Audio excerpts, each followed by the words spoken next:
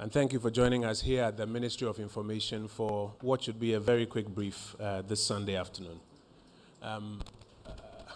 Just on a light note to start, I am beginning to share the view that there are big ministries and there are small ministries, Minister.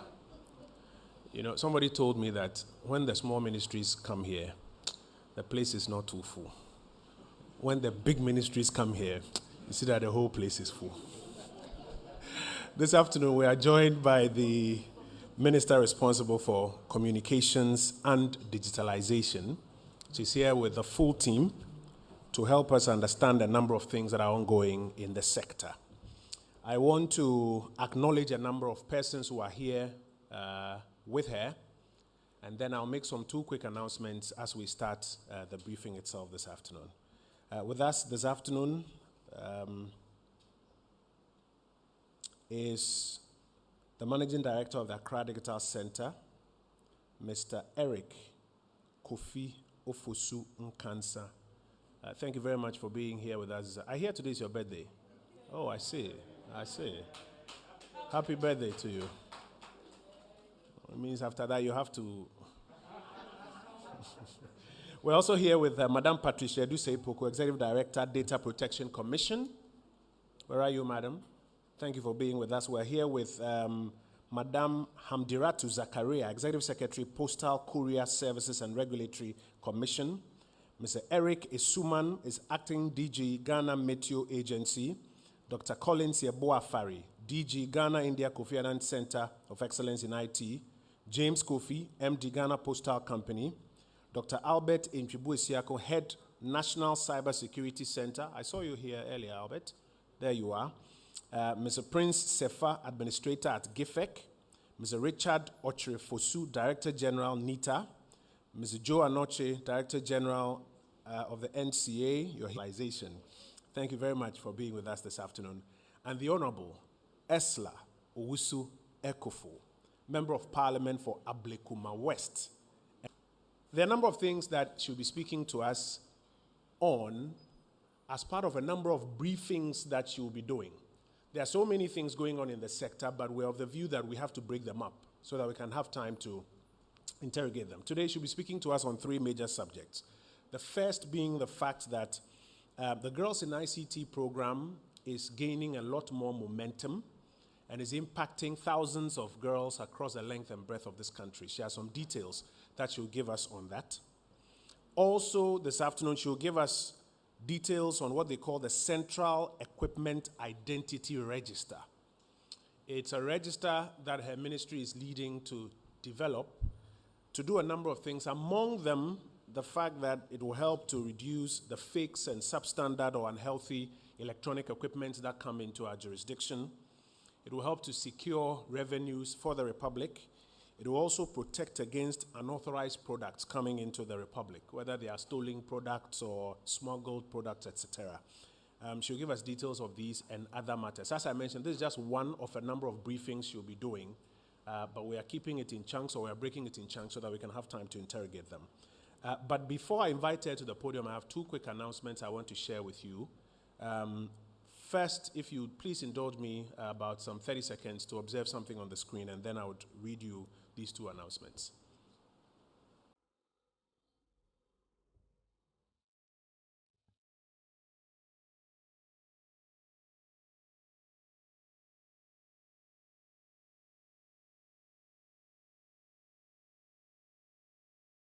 I welcome all of you to the launch of SparkUp 2021 under the theme Maximizing Ghana's Investment Potential. The aim of this conference is to reignite the passion for investment in Ghana, but also for business, and to highlight the successes that we've had. And you saw one very interesting story of Niche Cocoa. On this kind of conversation, that is what will spark up the growth, the jobs, and the incomes, especially after a pandemic like the one that we are having. And that is why SparkUp has been created.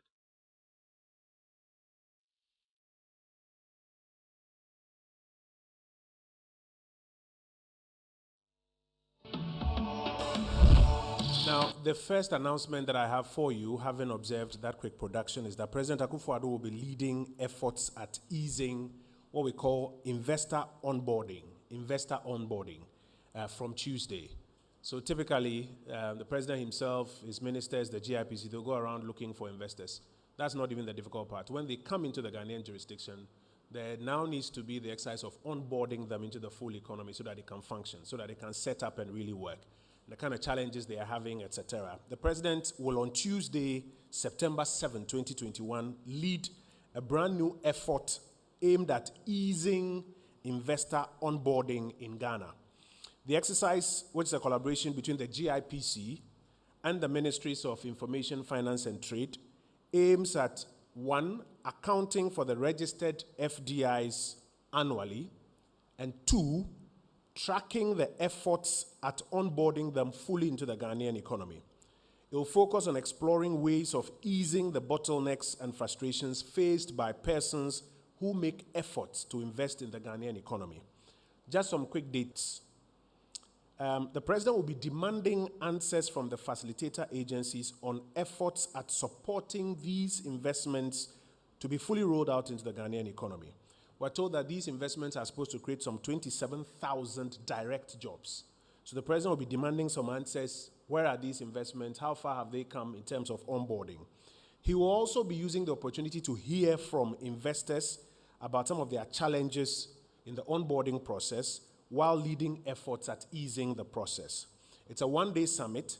It's expected to be attended by investors, potential investors, and investor facilitator agencies, the agencies responsible for ensuring that these investments really see the light of day.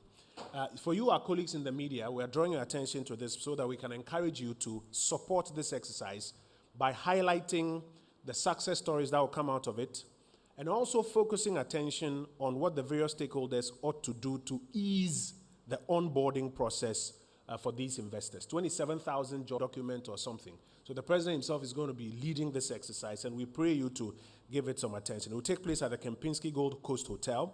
It will be carried live on various television and online platforms, and interested persons are encouraged to visit the website sparkup.gipc.gov.gh to register, so that they can also participate virtually, even if they haven't received invitations to be in the auditorium. So that's a quick announcement. We want to pray you to pay attention to a conversation as important like this, led by the president himself. One final thing to show you, and then we'll move into our briefing.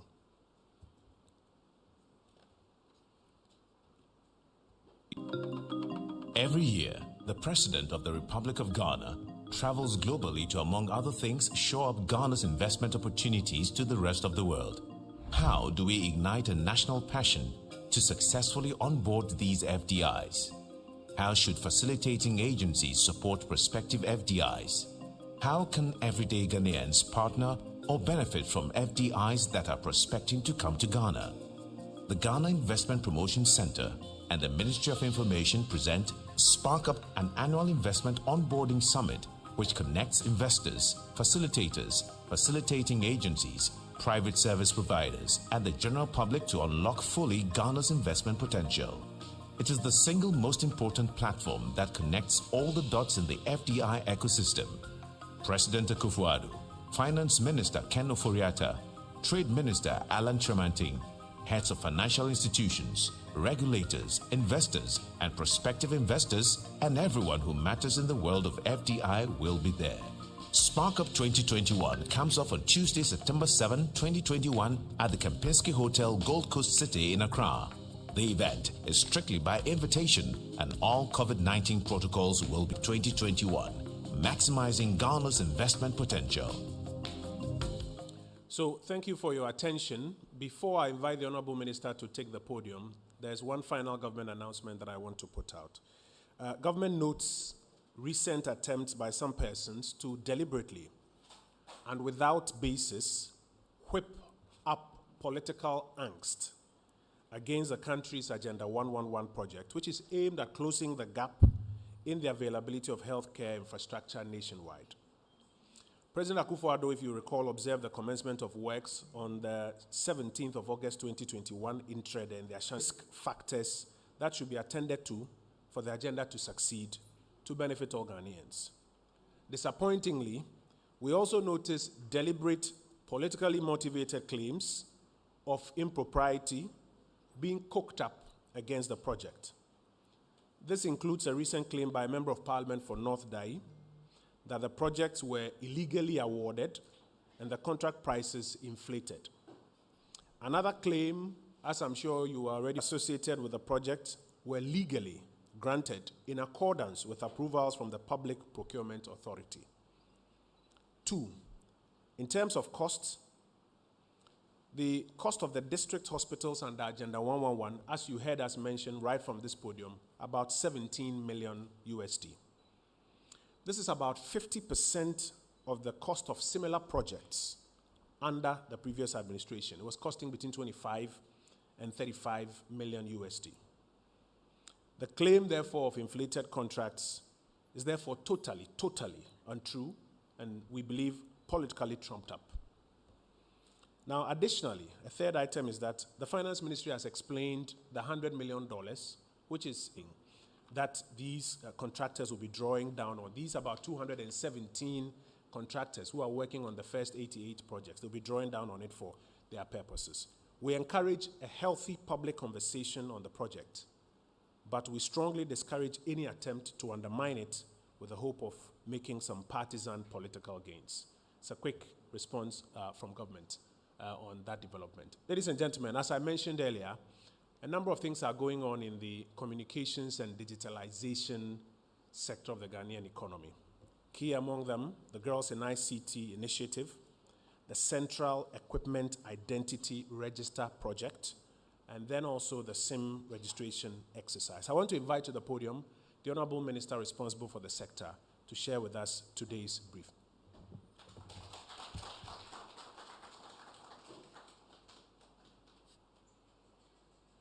Good afternoon, ladies and gentlemen. The Honorable Minister for Information, the Deputy Chief Director, Directors and staff of the Ministry, our media friends, and ladies, distinguished ladies and gentlemen. Happy birthday, Kofi Ofosu. The importance of digitalization in our rapidly growing society cannot be overemphasized. And the pivotal nature of this sector was brought to the fore with the onset of the COVID-19 pandemic, as indeed ICT played and continues to play an enormous role in ensuring continuity of work and business processes in every sector of the economy. Many institutions today are using digital platforms that make it easy to work from home and other locations to assist in promoting safety protocols and to limit the spread of the virus. Ladies and gentlemen, in a speech delivered by the President on 6 March 2018, he said, and I quote, "At its core, the poverty gap is a technology gap. The mastery of technology is what, at the end of the day, separates developed countries from developing ones, or rich countries from poor countries. This is the gap that we have to bridge," unquote. We in the Ministry of Communications and Digitalization will work assiduously with all ministries, departments, and agencies in a concerted manner to attain this objective. The expanded mandate of the MOCD to include digitalization will ensure that the government's multi-sectoral digital agenda is properly coordinated by this ministry. And it requires the integration and possible expansion of existing digital infrastructure, applications, and services to prevent duplication, fragmentation, and waste of scarce national resources. The sector holds the key to the transformation of our entire economy through technology, and we intend to lead efforts to achieve that. As indicated by the Honorable Minister for Information, the presentation this afternoon will focus on Girls in ICT, the Central Equipment Identity Registry, and SIM registration. There will be other, hopefully soon, opportunities for us to share some of the many other interventions that are going on in the sector with you. On Girls in ICT, we all know that there is a gender digital divide and a digital skills shortage in globally, actually, not just in this country. And if indeed we want women to also take their place as partners in development of our engage with the digital economy that is rapidly unfolding globally. The ministry continues to empower the youth with these digital skills, which they urgently need to thrive in the new world of work, as traditional jobs are gradually being lost to the opportunities created by these technologies. Under the Girls in ICT project, 584 girls from 8 districts just in the OT region were trained in basic computer skills, coding, and HTML in 2020, despite the pandemic. We had initially planned to have 3 Girls in ICT sessions last year, but unfortunately we're unable to do it because of the pandemic. The OT region edition of the Girls in ICT project was also the first one in which we had both a virtual and an actual, both training and climax session. And we believe it went very well. In 2021, we've projected to train 3,000 girls in 3 regions. We're starting late though, but by the end of the year, we would have attained this objective in the 3 named regions. 9 districts in Western North and Prestia Honi Valley, which missed out on the Western region training, have been selected to present 1,000 girls to be trained in basic computer skills, fundamentals of programming, Scratch and HTML. The ministry has completed the training of the first batch of 500 girls. The training of the second batch of 500 girls will commence tomorrow, Monday, 6 September to 11 September 2021. The mentorship and climax of the event will be held on Wednesday, 15 September 2021 at Sefrioso under the global theme, Connected Girls, Creating Brighter Futures. I wish to state that government has been implementing this project with the able support of the Ghana Investment Fund for Electronic Communications, GIFEC, the NCA, the National Communications Authority, the Kofi Annan Center of Excellence in ICT, and various regional coordinating councils. Happily, MTN has also made a generous donation of 10 million cedis to support this initiative for the next 3 years. This is a major boost from corporate Ghana, and we wish to encourage other corporate entities and individuals to support the cause of bridging the digital gender gap in ICT.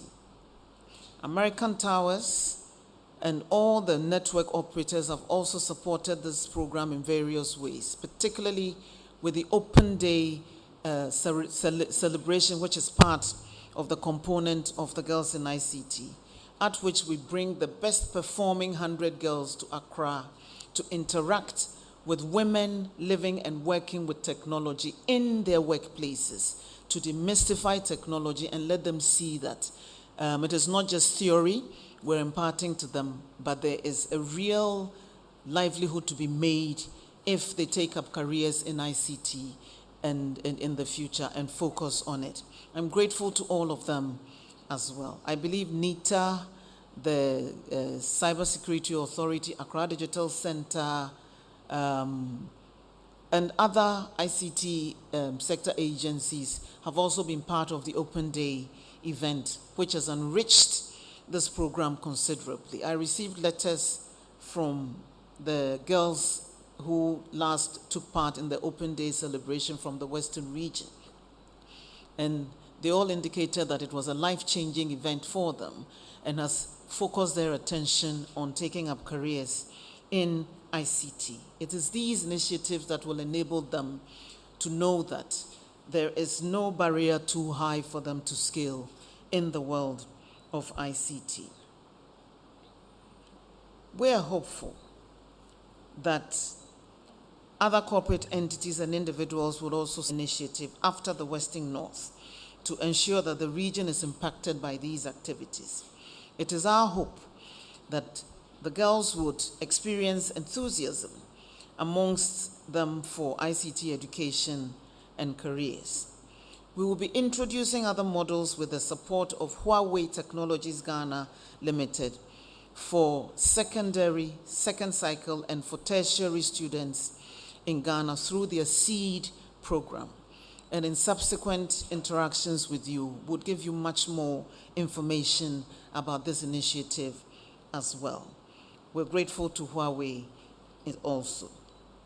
The purpose of this initiative is to encourage and empower girls and young women to consider studies and careers in the growing field of ICTs, enabling both them and the technology companies reap benefits of greater female participation in the ICT sector. I say it without equivocation that whatever women put their minds to, they deliver 100% and plus. So the girls in ICT will also deliver even beyond our wildest expectations.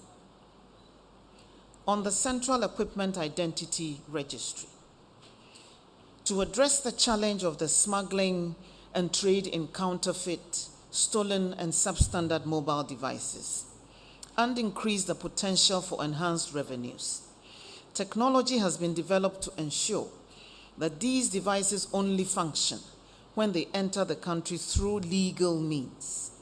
A Central Equipment Identity Registry records all devices in the country and reduces the influx of smuggled and counterfeit mobile devices.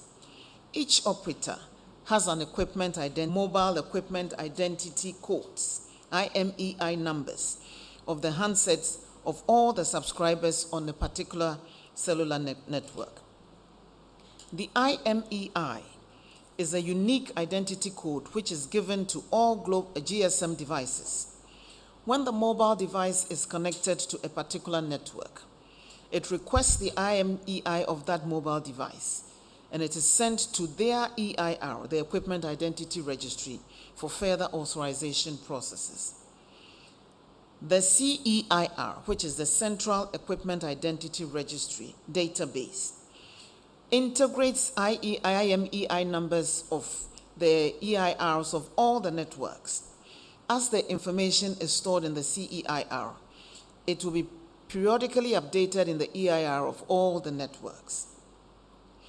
The Ghana CEIR, the Central Equipment Identity Registry, will be connected to the global database of the GSMA to access the IMEI of approved mobile network operators in Ghana, to synchronize and update the data of blacklisted and whitelisted devices.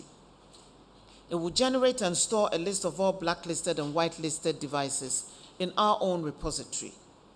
The importation of mobile devices will require that the IMEI of all the devices are captured on the CEIR database during the declaration. The captured information will synchronize with the GSMA database and confirm the standard and ownership status of the device. Compliance to customs duty payment will also be ensured during the declaration process. Innovations in Ghana, and we are expanding the focus beyond access by implementing programs and plans that focus on the widespread secure adoption and usage of information, and we're working to establish and maintain secured digital platforms, applications, and systems in Ghana. Government believes that having the CEIR database is a key step towards enhancing our digitalization.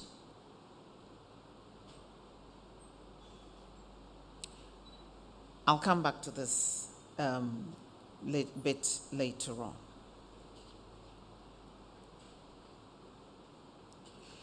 We will be implementing handset and equipment registration alongside the SIM registration and set up the CEIR as stated in the EI Executive Instrument 63, the Central Equipment National IMEI database. Mobile device manufacturers estimate that about 5 million mobile devices are imported into the country annually, but the necessary customs duties and taxes are paid on only 60% of these imports. Data from the Ghana Revenue Authority confirms that 40% 4 million mobile subscribers, with a mobile penetration rate exceeding 119%, and there's a huge market for mobile devices. The unregulated market in Ghana has resulted in a thriving black market with sales of smuggled mobile devices, a high incidence of device theft, and cloning device identifications. Smuggled devices are sold through visible retail sites, unofficial retail outlets. Registered businesses have to battle unfair competition from smuggled devices, which are cheaper and threaten the survival of legitimate businesses. Health implications due to products not designed to meet regulatory requirements on the market, resulting in high radio frequency exposure, which may cause cancer and other diseases and dangerous battery explosions. Poor hardware and software design, leading to higher call drops, which exhaust the network resources, resulting in poor service quality and customer experience. And the influx of stolen phones shipped from other countries by criminal syndicates. Finally, it also creates an incentive for the theft and resale of devices, increasing the crime rate and heightening the sense of insecurity among citizens. These stolen devices can also be used to commit other crimes. With the registration of SIM cards, if your device is stolen and used, it will be traced to you, even though you may not have been involved in the crime that was committed with your phone.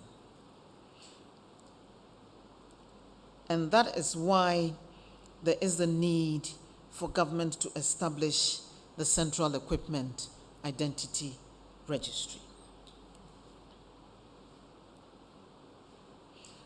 My next point is on SIM registration.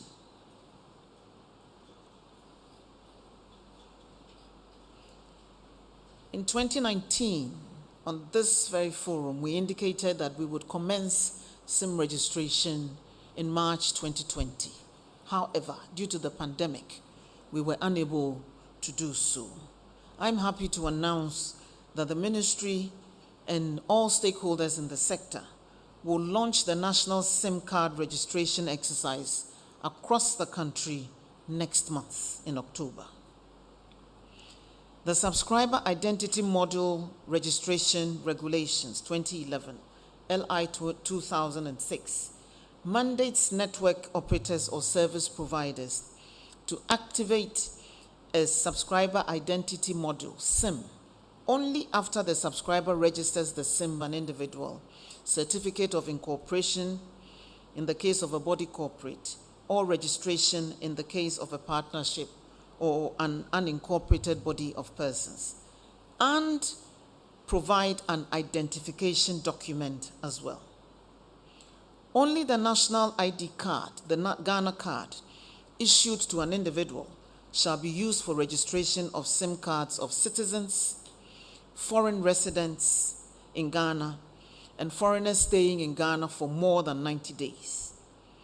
In the case of foreigners staying in Ghana for less than 90 days, a valid passport or other travel document will be required. This isn't the first attempt to register SIMs, but all previous efforts failed because of the lack of a verifiable, secure identification document. The above situation also led to the influx of pre-registered SIM cards in the system due to our inability to track and trace people who commit crimes with their SIM cards. The prevalence of fake IDs and the non-existent system of verifying the IDs also led to unscrupulous individuals procuring hundreds of SIM cards for SIM boxing, leading to the loss of revenue to the state and the network operators. The Ghana card provides the basis for a successful SIM registration exercise this time around. Many benefits would accrue to individuals, organizations, and the state with SIM registration. When undertaken correctly, as we intend to do, It will reduce or eliminate fraudulent or criminal activities. Help authorities ascertain the accurate number of valid and accurate SIMs on their networks. Enable operators to build better demographics of their customer base and help them develop products and services to suit the various groupings. The regulator, NCA, will also get more accurate data to regulate the industry even better. SIM registration will enhance economic growth as more confidence is built in the telecommunications sector and people utilize secure devices to access e-government services and other private mobile-based digital solutions. It will minimize mobile money fraud, identity fraud, and support financial inclusion across the vulnerable sectors. I'm sure there are countless examples, and all of us are victims of social media platforms and impersonation taking place of high-ranking personalities in the country. And invariably, they provide mobile numbers for some monies to be paid to secure jobs or opportunities, whatever. All of them are fake. Let me use this medium to reiterate the point that no minister, member of parliament, public sector official is offering jobs or favors on either LinkedIn, WhatsApp, Facebook, Instagram, or any other social media platform for the payment of a protocol fee and filling of any forms on any such platforms. Anybody who is enticed to undertake any such exercise is the victim of a fraud. And we're hopeful that with the SIM registration exercise, that avenue for defrauding Ghanaians would also be closed permanently. The modalities for SIM registration, I'll go through that briefly. 1, all new subscribers would have to produce their Ghana card to acquire a new SIM card. For businesses to register SIMs in bulk, the business operator will be required to verify their business. The network operator will be required to verify their SIMs via USSD and a SIM registration app. The verification of all subscribers and businesses will be against the databases of the National Identification Authority and the Registrar General's Department where necessary. Indeed, for the businesses, in addition to verifying from the Registrar General's Department that that business is valid, a shareholder or director of the organization will have to personally be linked to the registration of the SIM cards. 4, individuals can register a total number of 10 SIM cards across all networks, and foreigners would have a limit of 3 SIM cards across all networks as well. Let me caution here that people should not think that they can hide behind businesses and register as many SIM cards as they want. All SIM cards registered to a business will be linked to a shareholder or director of the business. And if a business SIM card is found to have been engaged in a fraudulent activity, that shareholder or director will be held personally liable. The NCA will develop mechanisms to enable subscribers, both individuals and businesses, to check and verify the number of SIM cards which have been registered in their names at all times. Foreigners visiting Ghana can acquire a SIM card using their passports or travel cards, but they can only use the SIM card for 30 days, after which it will be deactivated. Foreigners intending to use a SIM card for more than 30 days would have to obtain the non-citizen Ghana card to do so. The NCA has also made it mandatory for the operators to verify passports and travel cards against an international database before registering and activating a SIM card for foreigners. Special arrangements will be made for diplomatic personnel living and working in Ghana in conjunction with the Ministry of Foreign Affairs. One of the interesting things we're also doing is to enforce Regulation 6 of the SIM regulations, which states that, I quote, a network operator or service provider that provides international roaming service in the country to a subscriber from another country shall enter into an agreement with a network operator or service provider of that subscriber. The agreement shall provide for the particulars of the subscriber in the records of the network operator or service provider during the period that the subscriber uses the SIM in this country. We believe that enforcing this will address the potential issue of would-be fraudsters and criminals using SIM cards from other countries to roam on Ghanaian networks to engage in crime. The minimum age for registration has been set at 15 years, taking into consideration the increased use of communications services since the onset of the COVID-19 pandemic and to facilitate e-education. For the very first time in Ghana, there will be a SIM register just like countries such as Brazil, Germany, and Switzerland, which will serve as a database giving comprehensive statistics regarding the number of subscribers in Ghana and providing a resource for tracking fraudsters and criminals. Barring any unforeseen eventualities, SIM registration will begin on 1st October 2021 for a 6-month period and end on 31st March 2022. Any SIM on a card to be able to do so, and we encourage all Ghanaians and foreigners resident in Ghana to ensure that they have their Ghana cards and non-citizen Ghana card ready. In addition, those who have registered security and protection is also paramount. Registration details will be accessed only upon receipt of a court order to aid law enforcement agencies to prevent, detect, investigate public health emergencies. The data will be stored in a central SIM registry at the National Data Center hosted by the National Information Technology Agency with very restricted access as well.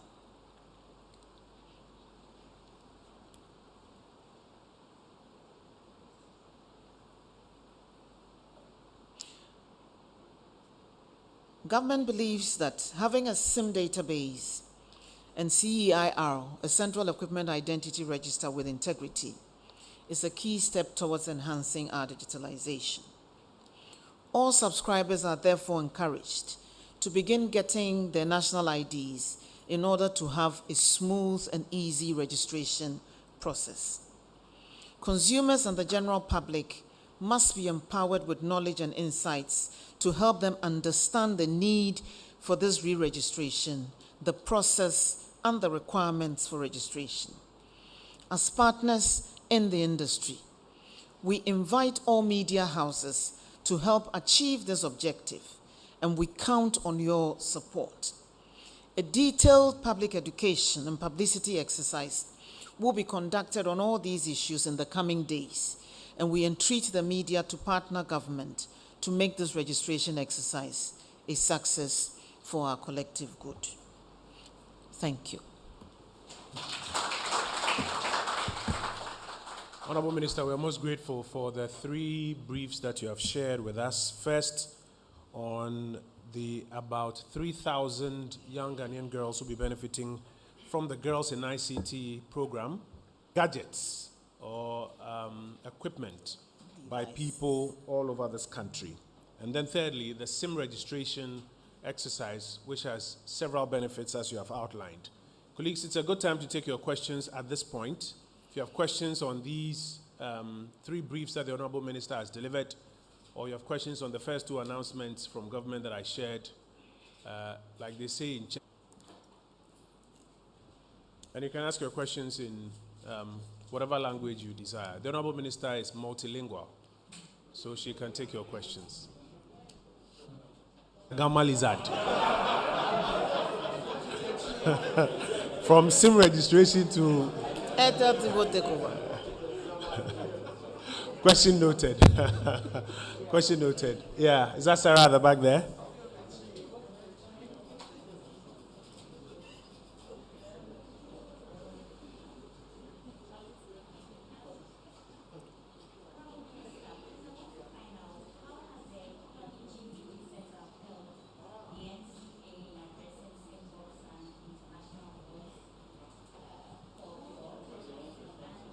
I can't hear you.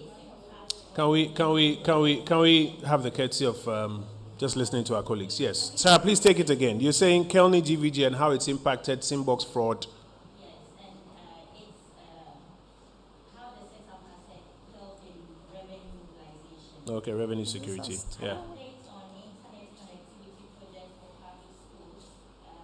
No. How government intends to leverage on digital infrastructure and revenue definitions on internet access. We exam and come in and I'm with it.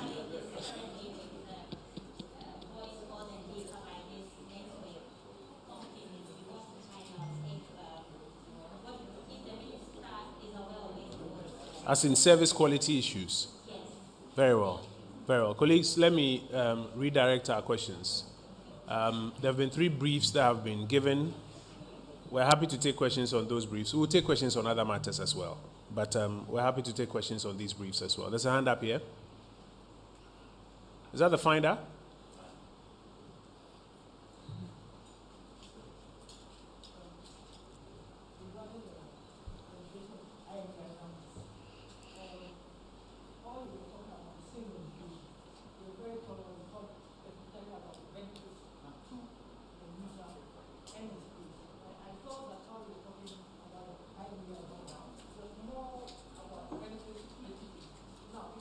It was more about the benefits to the what? Yeah.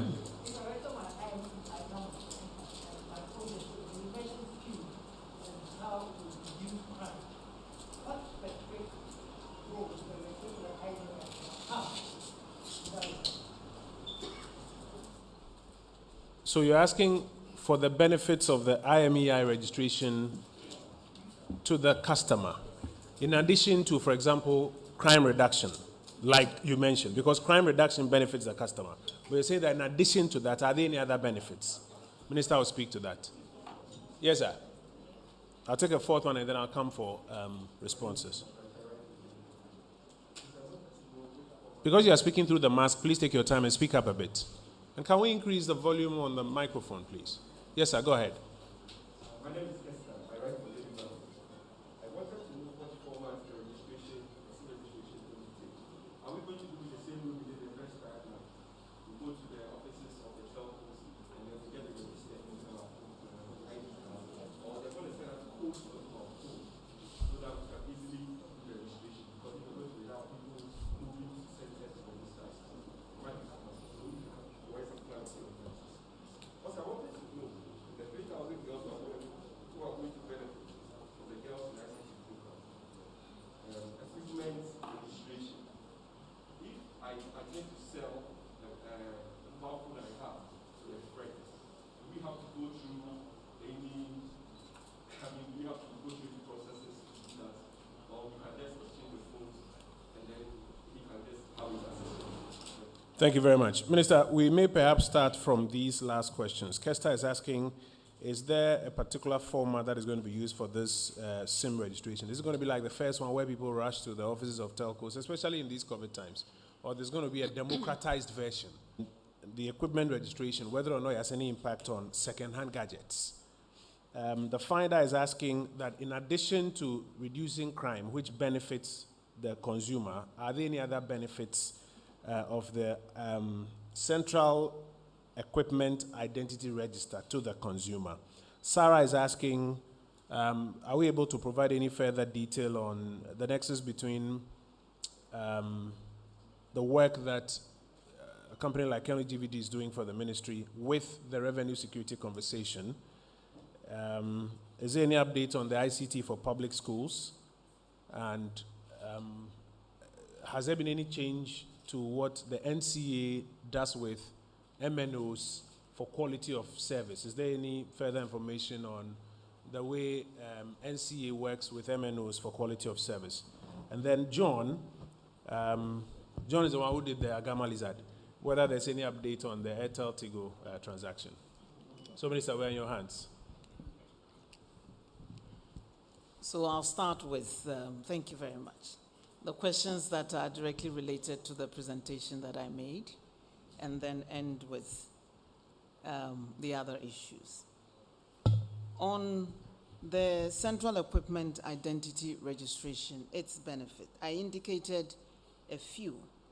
Now, substandard devices that can have health implications on the individual because of high RF radio frequency levels are in the system. With the CEIR in place, we'll be able to identify those and weed them out of the system and improve the health of the users of mobile devices, because such devices can cause cancer and other diseases. And the batteries can explode in a dangerous manner, harming the users of it. There is also a high proportion. Many of the petty thefts in this country are thefts of devices.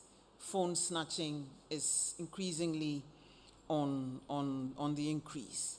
And with the registration of devices as well, we will eliminate the market for stolen devices and so help improve the security implications for individuals in this country as well. So there'll be certainty in the sector. For those engaged in the business of selling these devices as well, I indicated the benefits that accrue to them. Now with device registration as well, the network providers can layer on various other services to their subscribers, including can be upgraded and they can give you a new phone or a new device without paying other money, without paying for those devices. There's several other services. Device insurance, a market can also be encouraged and to grow in this country as well. And there are other benefits that subscribers can get if we have a central equipment identity registry. So there are various agent sectors that would benefit. The individual will benefit, the network operators will benefit, society itself will benefit in terms of reduction in the crime wave. Now, if you know that if you snatch somebody's phone, that phone is useless. You cannot do anything with it because it will be blocked on every network operating in this country. So you cannot use it anywhere. What will be the incentive in slashing somebody's hand to steal their phones? That incentive or the reason why there's these devices are also currently easily transferable and sellable. And so that incentive would be lost, and our health and our society would also be protected. So these are just some of the benefits that would accrue to the individual from equipment identity registration. Now, if you sell your device or give it out as a gift, you can notify the registry that you no longer own that device, you've passed it on, and give the details of whoever you have handed that device over to, so that the records in the registry would be updated and your name would be delinked from that device. But the details of the modalities would also be spelled out. I indicated that there will be a sustained public education exercise going forward. All those details will be provided as to the when and the how.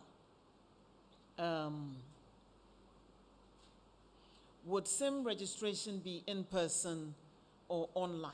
We would have a hybrid of it. I indicated that we'll be using a SIM registration app and USSD. So you can begin the process in the comfort of your homes.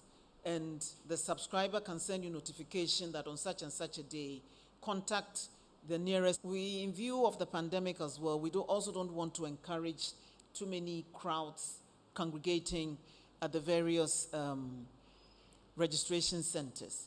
Now, it is not just the agents or the various network operators that would be facilitating this exercise. We're working with Ghana Post as well to utilize the post offices around the country to be able to do that. And we're working with GIFEC to also utilize their network of community ICT centers around the country so that we can have multiple venues for this registration exercise and reach as many people as close to where they are as possible. There's an online and an offline version of the app which is also being developed. And so we would spell out all these details when the communications teams roll out their communication plan. But we intend to minimize crowds at the various centers as much as possible. And that is why we've given a 6-month period for the registration of these devices. I know that Ghanaians are notoriously last minute when it comes to these things, but I'll encourage us all to do this as quickly as possible and work and cooperate with your network operators and the NCA to ensure that we have a seamless exercise. What was the criteria for selection of the girls in ICT? Throughout this exercise, we rely on the girl child coordinators and ICT, the teachers and the district education officers to select the girls. We won't know which the beneficiary girls would be. And so we work very closely with the district coordinating councils, the district directorates of education, and the girl child coordinators from the selected, in fact, for training. I have no doubt that they would look at the criteria, poor but brilliant girls. But now poverty isn't a barrier to education. So whether you're poor or not, by virtue of free acquiring an education. And so they select the girls who are the beneficiaries of this program. But to ensure its sustainability as well, we train teachers as trainers from the various schools as well and expand the pool of beneficiaries, since those interested in ICT or teachers are trained first before the girls are trained. So all the teachers from the 10 districts have already been trained, and they are also going to go out there and train them. Now we used to this as well. So it all shows how the work in one sector impacts on the output of another sector, particularly when it comes to digitalization. So I think that as the teachers also acquire this training, they will be better equipped to teach their students and impart the work of the common platform. And I just want to reiterate the fact that Kelny GVG is only a service provider for the National Communications Authority and the Ghana Revenue Authority, who are the owners and the managers and operators of the common platform. So their work really is, I'd have to have an update from the NCA on what the current status of the work of the common platform is. One platform. They periodically inject numbers in the system to check where the fraud is taking place, and they shut down fraudulent numbers. A fraud team has been set up with the NCA, network operators, and the Ghana Police Service involved in it, which is a standing team. So as soon as any such activity is detected, they go out there and block those SIMs used for fraudulent SIM boxing. But all of this would come to an end once we successfully conclude the SIM registration exercise. So we're very hopeful about that. On revenue assurance, GRA is the prime beneficiary of it. And I do know for a fact that the information provided by the common platform has assisted them in their, how do I put it? Their work in the taxation of the companies in the sector. And I believe an update from GRA should provide the information that you require. All the common platform does is to point their noses in this direction, that please investigate this area further, because these are our findings. And I know that from some of the earlier findings of the common platform, the GRA has also conducted further interrogation of some of these things. Project has been completed in about 80% of the schools and training colleges so far. What would be an issue would be sustainability of the project, how to pay the service providers to keep the free Wi-Fi service going. And since it is part of the free senior high school enhancements, I believe that it is either included in or will be included in the budget for the free senior high school. But in this as well, even though we facilitate that process, the key beneficiary institution is the Ministry of Education. Much more update on this for those who are interested in finding out. They're in the process of setting up an educational technology unit within the Ministry of Education.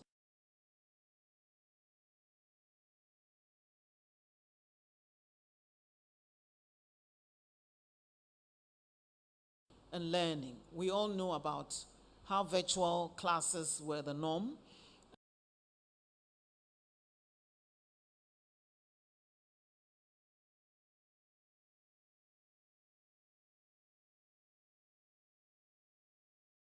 One for Minister for Information and one for Communication. With communication, with the equipment registration, what are the timelines? Are we doing it alongside the SIM registration? That's from the 1st October to 22nd March 2022. And then, Minister, with the upcoming Spark Up Summit, what is the guarantee that facilitator agencies would act any differently to in about for decades? So what are they going to do differently this time? Thank you. Yes, Searchlight. Yeah, good afternoon, Honorable Minister.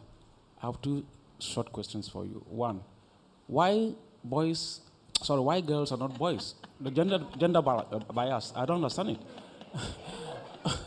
So I want to find out what informed your decision to only select girls and not boys included. And my second question, if someone has multiple SIM cards, are you going to port all of them onto one, or you have to go to all the telecos and register them differently or at different dates? Thank you very much. Thank you very much. Your question reminds me of a campaign, I think about 15 years ago. They had this campaign on send your girl child to school. So then what happens to the boy child as well? Yeah. Good afternoon. My name is Paul Nyojadalafo. I report for Daily Statesman. And Honorable Communications Minister, your contribution to the ministry has been enormous and cannot be underlooked.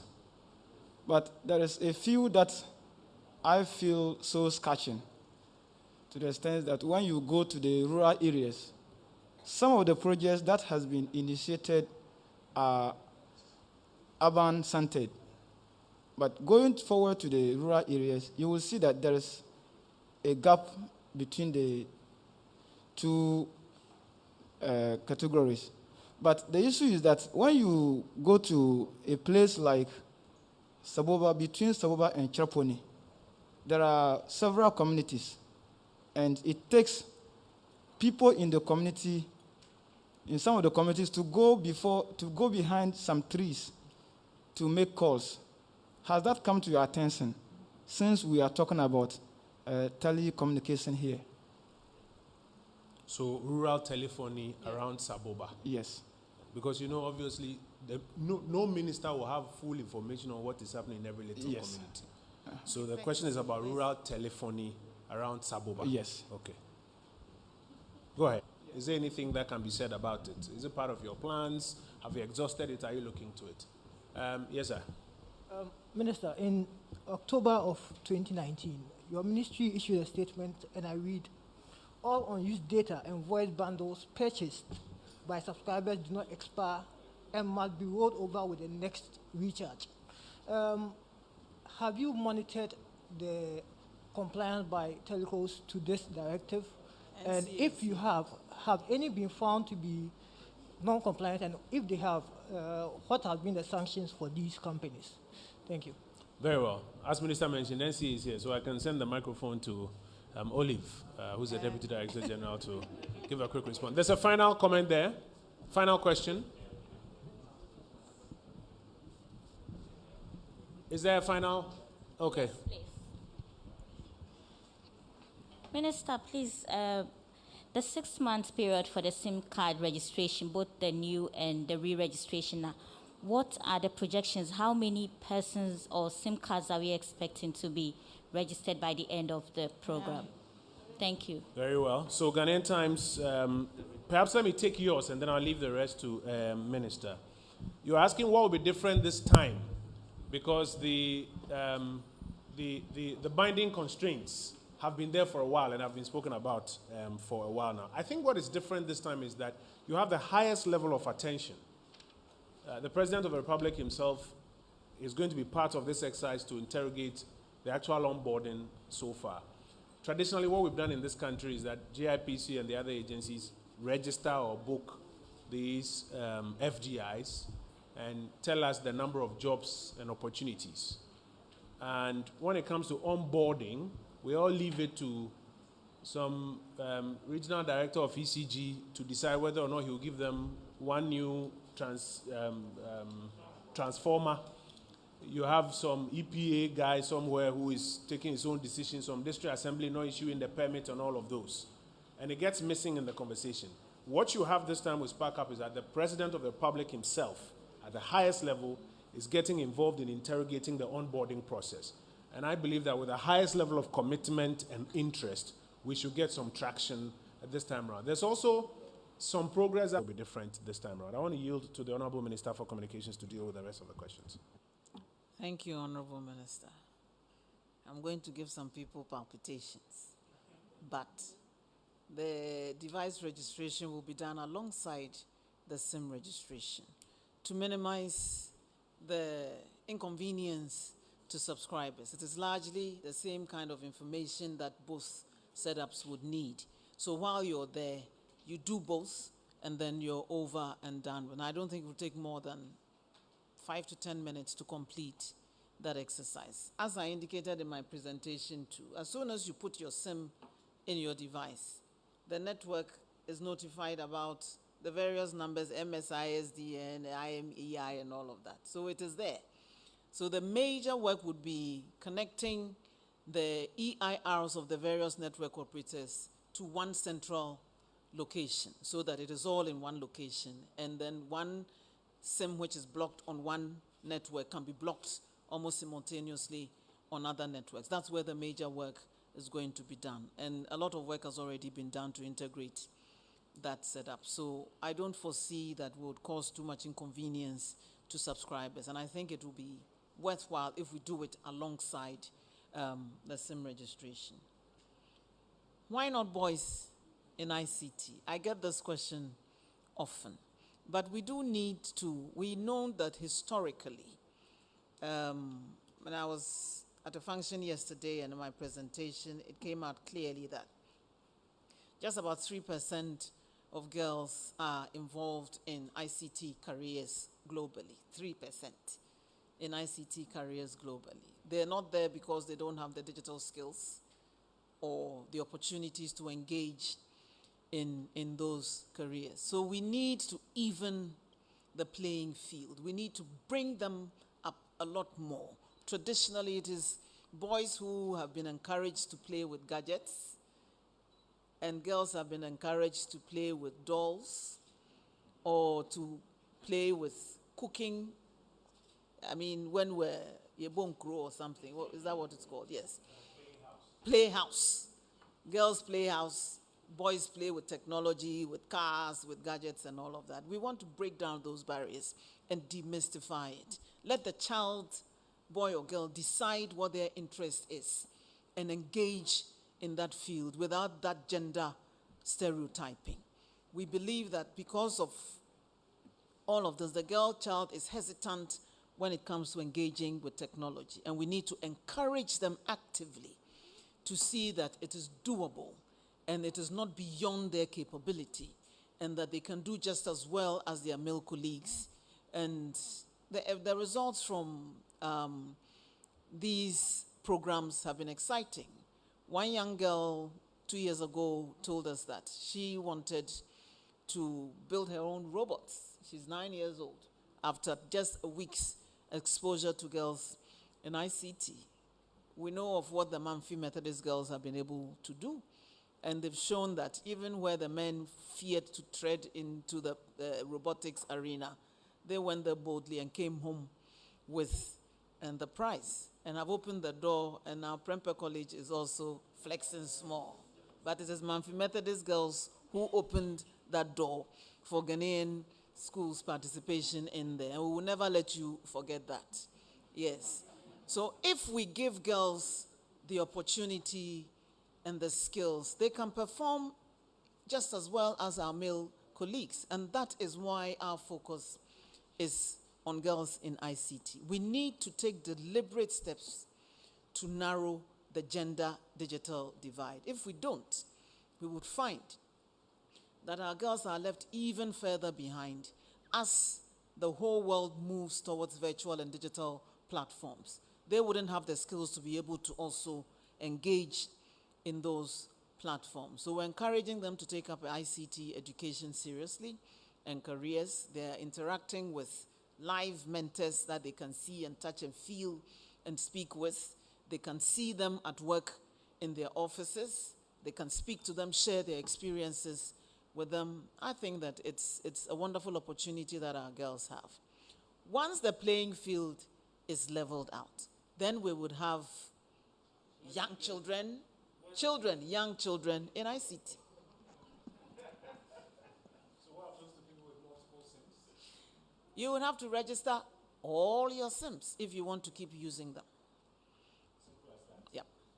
6-month period, any projected numbers, and then I'll pass. I believe the NCA can provide us with that. I don't have that information currently. Quickly, based on your indulgence, I want to ask NCA to speak to that, and then the enforcement of the directives on unexpired data. Yes.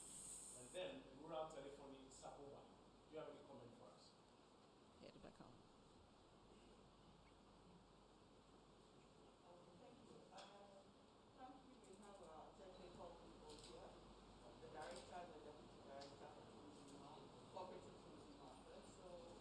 Director, Deputy Director, Corporate and Consumer Affairs. Give me a wait. Quickly. Numbers. Yes. So we'll bring the microphone to you. Wait. We'll take the microphone to her. Is it on both matters or just on one?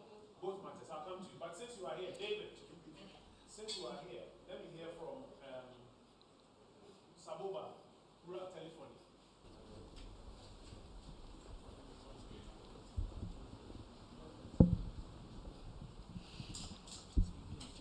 All right.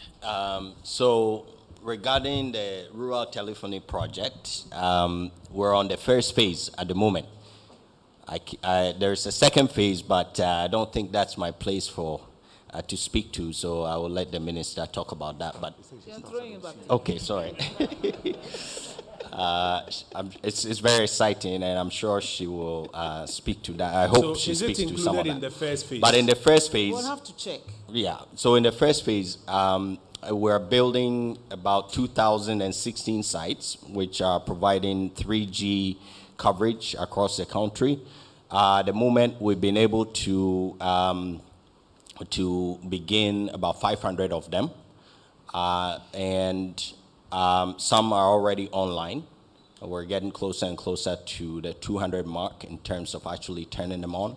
In terms of SAPOBA itself, I'm informed that the site has been, we've actually agreed on a site, ready the site, and we believe that in the next 500, which is about to begin, SAPOBA will be one of them. So it's Thank included in this? in the second, in the this- second 500 that's Okay, coming so up. that's this current phase Yes, of in the phase rural one. telephony. Yes. So it's part of the phase Yes. that is currently. Yep. So patience, we'll get there.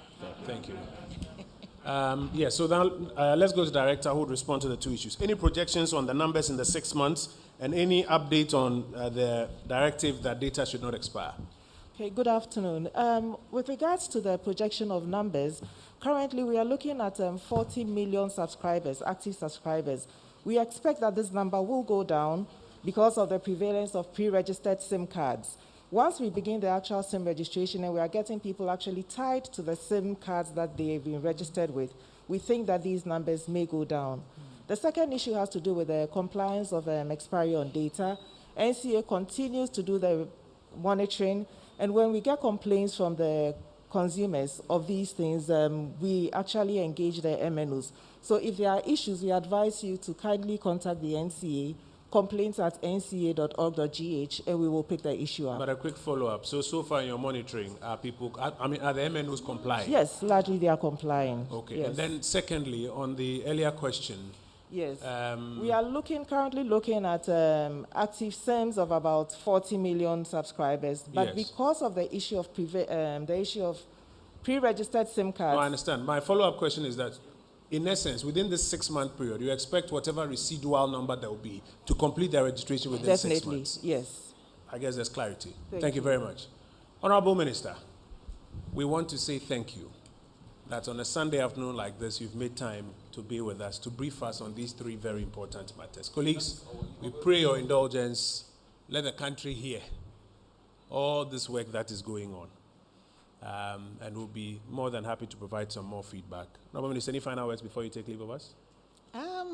There's a lot more that we're doing in this sector. So I'm looking forward to more regular engagements with you, either through the auspices of the ministry or the various agencies themselves would also be engaging with you to update you on the work that they are doing. And I think keep watching this space. There's exciting things coming out from the digital Ghana agenda.